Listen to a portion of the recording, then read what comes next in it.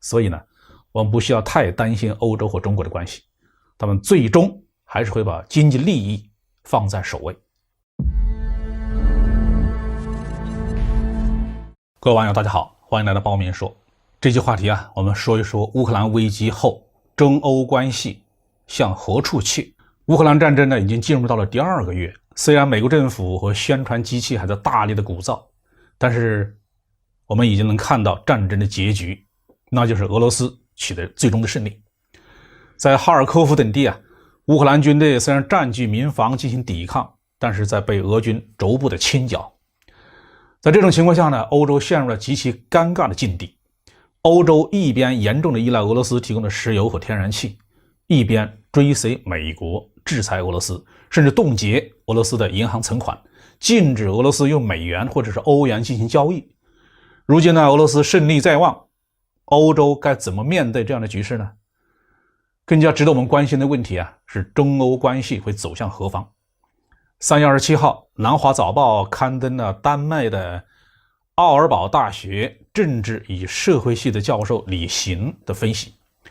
按照他的说法，中欧关系受战争的影响可能有2个走向。第一个走向是欧洲进一步的向美国靠拢，因为中国不肯制裁俄罗斯，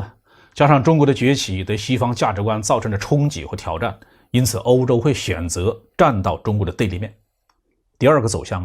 是俄罗斯大获全胜，实现了乌克兰的非军事化和去纳粹化。这个时候欧洲就会和美国抱成一团，把全部的注意力放在俄罗斯的身上，中国会因此而获得一个新的战略机遇期。李行教授显然对欧洲本身的政治运行有着比较深刻的了解，他的分析我认为具有一定的参考价值。但是在我们看来，中欧关系的发展从来就伴随着欧洲的傲慢、猜疑和决策的混乱。欧洲从来不可能作为一个统一的政治实体发挥作用，无论好事还是坏事，没有美国人的一锤定音，欧洲是什么都决定不了。我们来看看中欧关系当中的几个现实的问题。首先，欧盟至今保持着对中国的武器禁运，这个启示性的政策从1989年开始，已经延续了33年。其实全世界的人都知道，中国的国防工业已经不再需要什么欧洲的技术了。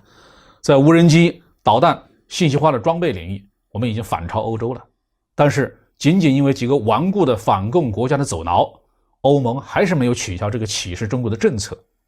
然后就是2021年中欧的投资协定的冻结。这个协定本来是有利于双方的好事，竟然在最后一刻搁浅了。这不是中国的损失，而是欧洲的损失。有人指出中欧投资协定搁浅以后，中国可以和欧洲国家一个一个的来单独签署协议，不再通过欧盟这个机制。所以作为一个整体的欧盟，很难指望它能够站出来在大是大非面前维护欧洲的利益。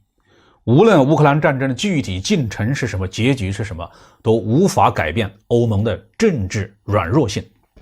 但如果说欧盟会站在美国的一边反对中国，那也许是高看他们了。立陶宛事件就是典型的例子立陶宛前一段时间因为在台湾问题上采取错误的立场，遭到中国严厉的制裁。欧盟国家虽然在口头上支持立陶宛，但是德国这些国家的跨国企业第一时间就把立陶宛从供应链里面排除出去了，因为这样你才能符合中国的进口管制的条例不会被踢出中国市场那欧盟会不会因为乌克兰问题和中国对立呢？那显然也是不可能的。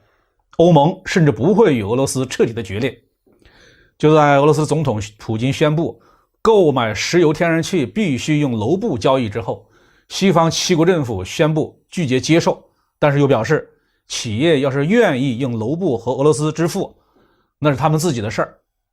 为了嘲笑这种做法，有人编了一句绕口令说欧盟将绕过欧盟制裁，从受欧盟制裁的俄罗斯央行购买卢布。所以呢，我们不需要太担心欧洲和中国的关系，